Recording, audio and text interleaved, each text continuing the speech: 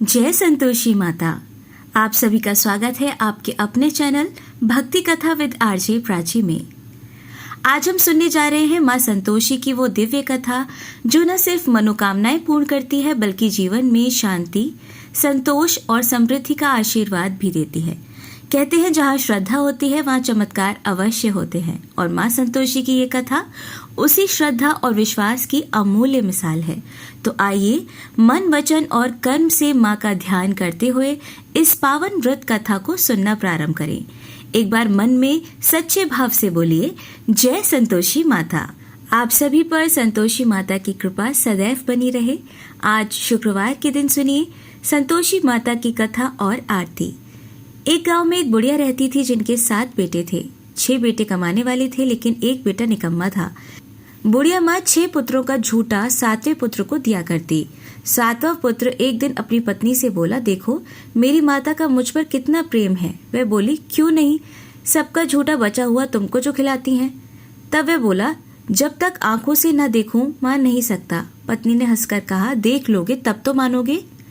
तो फिर कुछ दिनों के बाद एक बड़ा त्योहार आया। घर में 7 तरह के और चूरमा के लड्डू बने। वह पत्नी की बात को जांचने के लिए सिर दर्द का बहाना बनाकर पतला कपड़ा ओढ़कर रसोई में जाकर सो गया और कपड़े में से सब देखता रहा। 6 भाई भोजन करने आए। उसने देखा माँ ने उनके लिए सुंदर सुंदर आसन बिछाए, 7 तरह की रसोई परोसी और आग्रह करके उन्हें भोजन कराती रही। वह चुपचाप देखता रहा। 6 भाई भोजन करके उठ गए तब माँ ने उसकी 5 थालियों में से लड्डुओं के टुकड़ों को उठाया और एक लड्डू बनाया। झूठन साफ करके माँ ने उसे पुकारा, उठ बेटा उठ, तेरे भाइयों ने भोजन कर लिया, तो भी उठकर भोजन कर ले। तब उसने कहा, माँ मुझे भोजन नहीं करना, मैं परदेश जा रहा हूँ। माता ने कहा, कल जाना हो तो आज ही चला जा। वह बोला, हाँ हाँ आज ही जा रहा हूँ। ऐसा कहकर वह घर से निकल गया। चलते समय उसे पत्नी की याद आई। वह गौशाला में कंडे थाप रही थी। तब वह वहां जाकर बोला, सुनो मेरे पास तो कुछ नहीं है, ये अंगूठी है, ये ले लो और अपनी कोई निशानी मुझे भी दे दो। पत्नी बोली, मेरे पास क्या है, ये गोबर भरा हाथ है। ऐसा कहकर उसकी पत्नी ने पीठ पर गोबर के हाथ की थाप मार दी। तब वह चल पड़ा। चलते चलते दूर देश में पहुंच गया। वहां एक साहूकार की दुकान थी। वहां जाकर बोला, सेठ जी मुझे नौकरी पर रख लो।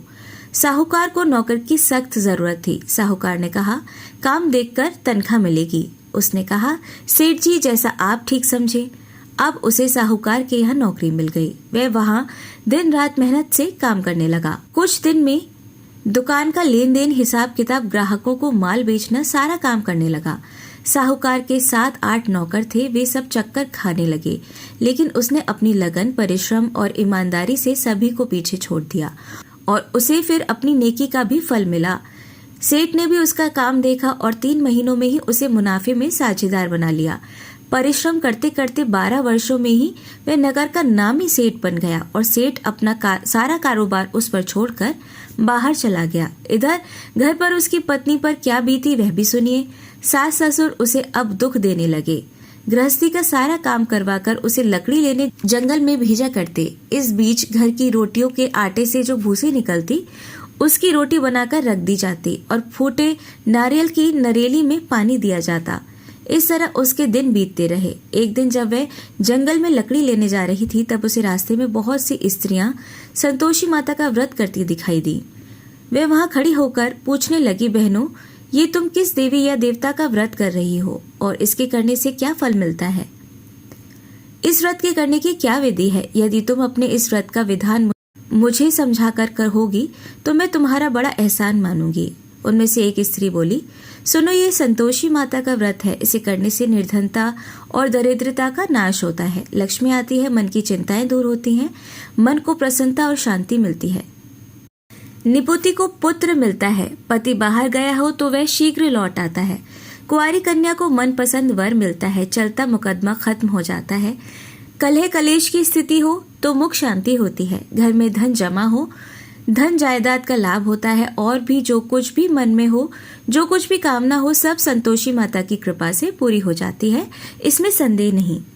तब वह पूछने लगी, ये व्रत कैसे किया जाता है ये भी बताओ तो बड़ी कृपा होगी। वह स्त्री कहने लगी, बहन बिना परेशानी, श्रद्धा और प्रेम से जितना भी बन सके प्रसाद लेना, 1.25 पैसे से 5.25 आने या फिर इससे भी ज्यादा शक्ति और भक्ति के अनुसार गुड़ और चना लेना, हर शुक्रवार को निराहार रहकर कथा कहना सुनना, इसके बीच में क्रम टूटना नहीं चाहिए, लगातार नियम का पालन करना, सुनने वाला कोई ना मिले तो घी का दीपक जलाकर उसके आगे जल से भरा हुआ पात्र रखकर कथा कहना, परंतु नियम नहीं टूटना चाहिए। जब तक कार्य सिद्ध न हो नियम पालन करना और कार्य सिद्ध हो जाने पर व्रत का उद्यापन करना।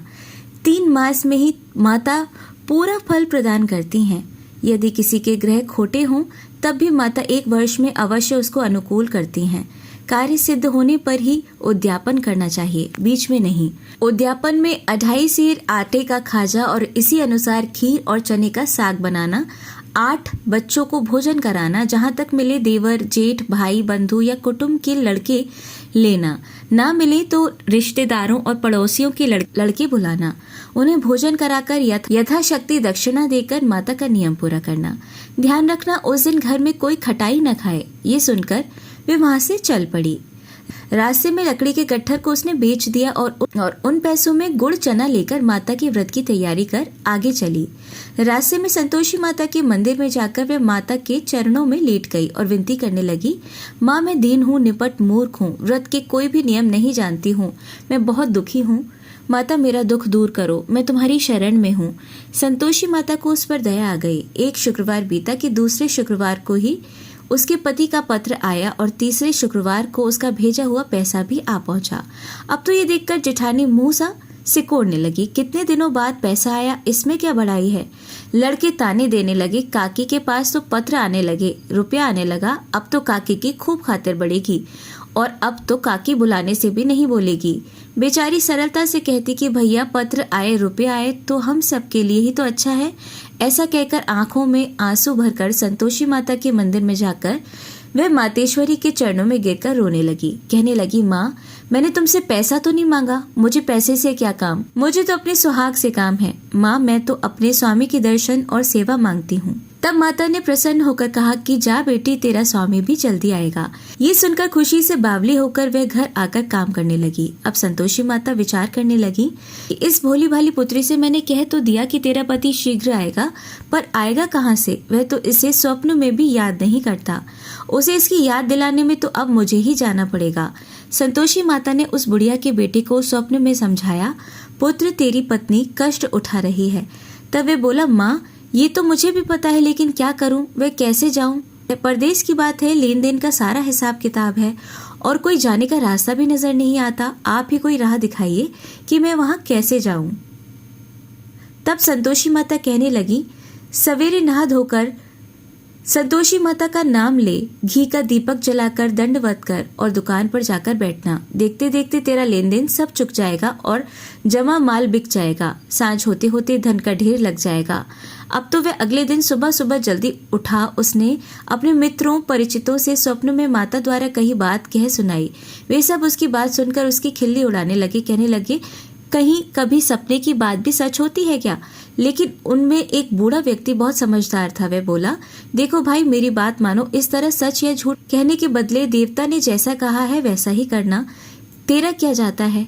अब बूढ़े व्यक्ति की बात मानकर नहा धोकर उसने संतोषी माता को प्रणाम किया, फिर घी का दीपक जलाकर दुकान पर जा बैठा और जैसे संतोषी माता ने कहा वैसा ही हुआ। शाम तक धन का ढेर लग गया। वह हैरान हो गया। मन में संतोषी माता का नाम लेकर प्रसन्न होकर घर जाने के लिए गहने, कपड़े और सामान खरीदने लगा। सब काम से निपट कर वह अपने घर को रवाना हुआ। उधर उसकी पत्नी जंगल में लकड़ी लेने गई और लौटते समय थक जाने के कारण वे संतोषी माता के मंदिर पर विश्राम करने बैठ गई। ये तो उसका रोज रुकने का स्थान था। तब धूल उड़ती देखकर उसने माता से पूछा, हे माते ये धूल कैसे उड़ रही है। संतोषी माता ने कहा, पुत्री ये देख तेरा पति आ रहा है। अब तू ऐसा कर, लकड़ियों की 3 बोझ बना, एक नदी के किनारे रख, दूसरा मेरे मंदिर पर और तीसरा अपने सर पर रख।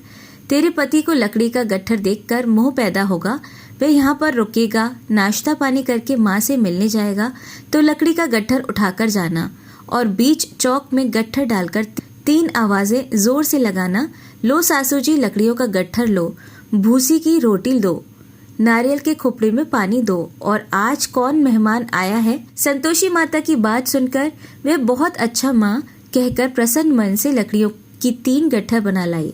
एक नदी के तट पर, दूसरा माता के मंदिर पर रखा। इतने में ही मुसाफिर वहां आ पहुंचा। सूखी लकड़ी देखकर उसको इच्छा हुई कि अब यहीं विश्राम कर ले और भोजन बनाकर खा पीकर फिर गांव को चले। इस प्रकार भोजन करके विश्राम कर वह अपने गांव में आ गया। उसी समय बहू सिर पर लकड़ी का गट्ठर लिए आई। उसने गट्ठर को आंगन में डाला, जोर से 3 आवाजें लगाईं। लो सासू जी, लकड़ी का गट्ठर लो, भूसी की रोटी दो, नारियल के खोपड़े में पानी दो, आज कौन मेहमान आया है। ये सुनकर सास ने अपने दिए हुए कष्टों को भुलाने के लिए कहा, बहू तू ऐसा क्यों कह रही है, तेरा पति ही तो आया है। आ बैठ, मीठा भात खाकर कपड़े गहने पहन। पत्नी की आवाज सुनकर उसका पति बाहर आया। फिर उसके हाथ में पहनी अंगूठी देखकर और उसकी दशा देखकर व्याकुल हो गया। उसने माँ से पूछा, माँ ये कौन है। माँ बोली, बेटा तेरी ही तो पत्नी है। आज 12 वर्ष हो गए हैं जब से तू गया है, तब से सारे गांव में जानवर की तरह भटकती फिरती है, काम काज कुछ करती नहीं, 4 समय आकर खा जाती है। अब मुझे देखकर भूसी की रोटी और नारियल के खोपड़े में पानी मांगती है। तब वे बोला, माँ मैंने इसे भी देखा है और तुम्हें भी, मुझे दूसरे घर की चाबी दो, मैं उसमें रहूंगा। माँ ने कहा, ठीक है बेटा, जैसी तेरी मर्जी। ऐसा कहकर माँ ने चाबी का गुच्छा बेटे के सामने रख दिया। उसने दूसरे घर को खोलकर सारा सामान जमाया। एक ही दिन में वहां राजा के महल जैसा ठाट बाट हो गया। अब क्या था, वह सुख भोगने लगी। अगला शुक्रवार उसने अपने पति से कहा कि सुनो, मुझे संतोषी माता का उद्यापन करना है। पति बोला, बहुत अच्छा, खुशी से कर लो। अब वह उद्यापन की तैयारी करने लगी। जेठ के लड़कों को भोजन के लिए कहने गई। उन्होंने मंजूर किया, परंतु पीछे से जेठानी ने अपने बच्चों को सिखलाया, देखो रे, भोजन के समय सब लोग खटाई मांगना, जिससे उसका उद्यापन पूरा ना हो। अब लड़के भोजन करने आए, खीर पेट भरकर खाई, लेकिन माँ की बात याद आते ही कहने लगे, चाची हमें कुछ खटाई खाने को दो, खीर खाना हमें बिल्कुल अच्छा नहीं लगता। और लड़के उठ खड़े हुए। फिर बोले, पैसे लाओ। भोली भाली बहू कुछ भी नहीं जानती थी, उसने उन लड़कों को पैसे दे दिए। लड़कों ने बाजार जाकर उन पैसों से इमली खरीदी और खाई। ये सब देखकर अब बहू पर संतोषी माता का कोप हुआ। राजा के दूत उसके पति को पकड़ ले गए। जेठानी कहने लगी, अब सब पता चल जाएगा जब जेल की रोटी खाएगा। बहू से ये वचन सहन नहीं हुए। वे संतोषी माता के मंदिर में गई और कहने लगी, माता ये आपने क्या किया, हंसाकर आप मुझे क्यों रुलाने लगी। संतोषी माता बोली, पुत्री तूने मेरा व्रत भंग किया है, इतनी जल्दी सारी बातें भुला दी।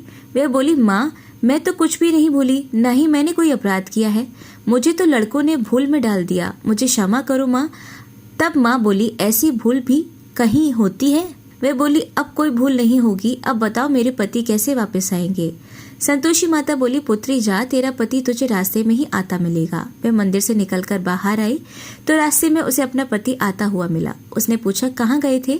तब वह बोला, इतना धन जो कमाया है उसका कर राजा ने मांगा था, वही भरने गया था। तब वह प्रसन्न होकर बोली, भला हुआ, अब घर चलो। फिर अगला शुक्रवार आया। तब वह बोली, मुझे माता का उद्यापन करना है। पति ने कहा, ठीक है करो। फिर वह जेठ के लड़कों से भोजन करने को कहने गई। जेठानी ने लड़कों को फिर सिखा दिया कि तुम पहले की तरह खटाई मांगना।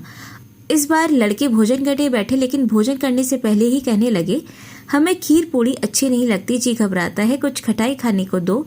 तब वे बोली, खटाई तो खाने को नहीं मिलेगी, खाना हो तो खाओ। उनके उठकर चले जाने पर उसने ब्राह्मणों के लड़के बुलवाकर उन्हें भोजन करवाया। दक्षिणा की जगह उन्हें एकाएक फल दिया।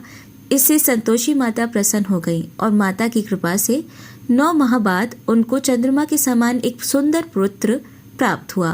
पुत्र को लेकर वे हर दिन संतोषी माता के मंदिर में जाने लगी। माँ ने सोचा, ये रोज आती है, आज क्यों ना मैं ही इसके घर चलूं, इसका आश्रय देखूं तो सही, ये कैसे रहती है, कहाँ रहती है। ये विचार कर माता ने भयानक रूप बनाया।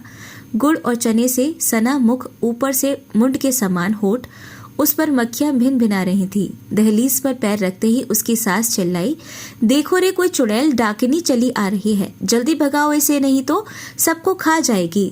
बहू रोशनदान से देख रही थी। वह प्रसन्न हो उठी, आज मेरी माता मेरे घर आई हैं। ऐसा कहकर दूध पीते बच्चे को गोद से उतार दिया। ये सब देखकर सास क्रोध में बोली, अरे देखो तो जरा, इसका उतावलापन कैसे उतावली हुई जा रही है, जो बच्चे को ही पटक दिया। इतने में ही माँ के प्रताप से जहाँ देखो वहाँ लड़के ही लड़के नजर आने लगे। वह बोली, माँ जी, मैं जिनका व्रत करती हूँ यह वही संतोषी माता हैं। ऐसा कहकर उसने झट से घर के सारे किवाड़ खोल दिए। सबने फिर तो माता के चरण पकड़ लिए और विनती करके कहने लगे, हे माता, हम मूर्ख हैं, अज्ञानी हैं, आपके व्रत की विधि हम नहीं जानते। आपका व्रत भंग कर हमने बड़ा अपराध किया है। हे माता, आप हमारे सभी अपराधों को क्षमा करो। इस तरह बार बार कहने पर संतोषी माता प्रसन्न हो गई। इसके बाद उनकी सास कहने लगी, हे संतोषी माता, आपने बहू को जैसा फल दिया वैसा सबको देना। जो ये कथा सुने या पढ़े उसके भी सभी मनोरथ पूर्ण करना। प्रेम से बोले संतोषी माता की जय। जय संतोषी माता मैया, जय संतोषी माता, अपने सेवक जन को सुख संपत्ति दाता। ओम जय संतोषी माता, सुंदर चीर सुनहरी माँ धारण कीन हो। हीरा पन्ना दम के तन श्रृंगार लीन हो। ओम जय संतोषी माता, गेरू लाल छटा छवि बदन कमल सोहे। मंद हसत करुणामयी त्रिभुवन जन मोहे। ओम जय संतोषी माता, स्वर्ण सिंहासन बैठे चवर ढोरे प्यारे। धूप दीप मधुमेवा भोग धरे न्यारे। ओम जय संतोषी माता, गुड़ अरुचना परम प्रिय तामे संतोष कियो। संतोषी कहलाए भक्तन वैभव दियो। ओम जय संतोषी माता, जय शुक्रवार प्रिय मानत आज दिवस सोही। भक्त मंडली छाए कथा सुनत मोही। जय संतोषी माता, मंदिर जगमग ज्योति मंगल ध्वनि छाई। विनय करे हम सेवक चरणन सिर नाई। जय संतोषी माता, भक्ति भाव में पूजा अंगीकृत कीजय। जो मन बसे हमारे इच्छा फल दीजिए। ओम जय संतोषी माता, दुखी दरिद्री रोगी संकट मुक्त किए। बहुधन धान्य भरे घर सुख सौभाग्य दिए। ओम जय संतोषी मैया, ध्यान धर्यो जिस जन ने मन वांछित फल पायो। पूजा कथा श्रवण कर घर आनंद आयो। जय संतोषी माता, शरण गहे की लज्जा राखियो जगदम्बे। संकट तू ही निवारे दयामयी अम्बे। ओम जय संतोषी माता, संतोषी माँ की आरती जो कोई नर गावे। रिद्धि सिद्धि सुख संपत्ति जी भर कर पावे। ओम जय संतोषी माता।